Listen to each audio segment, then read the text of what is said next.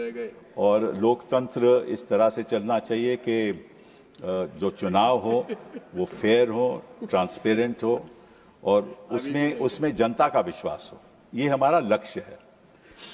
Sir, if you look back on major reforms that have taken place in this country, और मैं इतिहास में थोड़ा जाना चाहूँगा, वक्त कम है, तो पहली बात तो ये है कि आपको मालूम है कि हम हर चुनाव में ये देखते हैं कि मनी पावर का कितना रोल रहता है, पैसे का कितना रोल रहता है।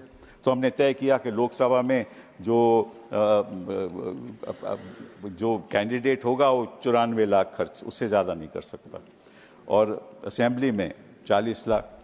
अब हम जानते हैं, आप जानते हो, सभी लोग जानते हैं कि क्या इसका पालन होता है? नहीं होता ना। तो कौन सा सुधार ला रहे हैं हम उसके बारे में? और दूसरी बात कि जो पॉलिटिकल पार्टीज हैं उन पे कोई पाबंदी नहीं है, कोई कैपिंग नहीं है। क्या हमने उसके बारे में सोचा? पॉलिटिकल पार्टीज जितना मर्जी खर्च कर दें, और मतलब कि जो पैसा बह रहा होता है तो हम देखते हैं किस तरह से बह रहा है। तो ये इलेक्टोरल रिफॉर्म आज तक में इसमें हम सुधार नहीं लाए। दूसरा, हम बड़ा भारी सुधार जो लाए थे वो 10th शेड्यूल का था। आपको याद है कि आया राम गैर राम की प्रक्रिया चल रही थी और लोग पार्टी बदल के जाते थे दूसरी तरफ। तो हमने सोचा 1985 में कि 10th शेड्यूल लाया जाए, संशोधन किया जाए संविधान में। तो 1985 में 10th शेड्यूल लाया गया।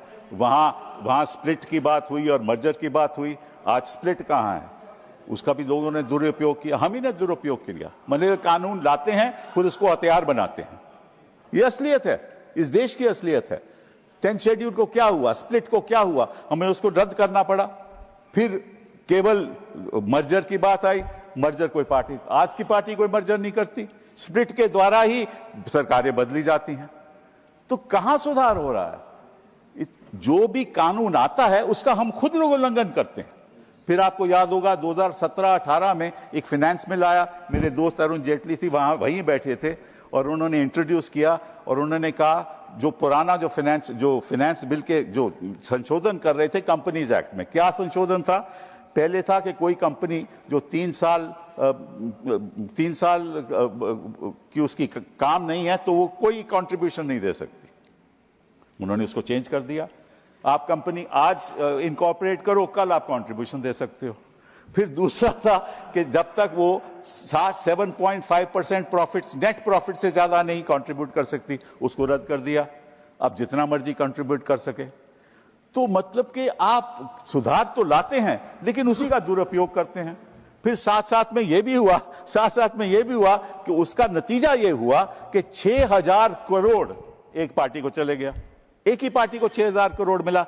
नहीं तो एक minute just, I am not saying anything, I am not saying anything sir, I am just trying to, I am not see. So वो क्या हुआ, उसका नतीजा क्या हुआ कि कोई भी पार्टी कितना भी पैसा दे दे, साथ में जब फंड देना पड़ता था तो रेजोल्यूशन होता था बोर्ड का कि किस पार्टी को फंड दे रहे हो, वो भी रद्द कर दिया।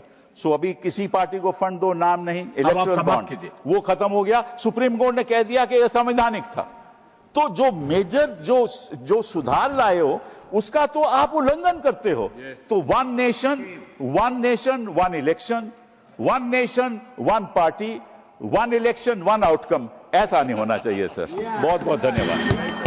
Thank you.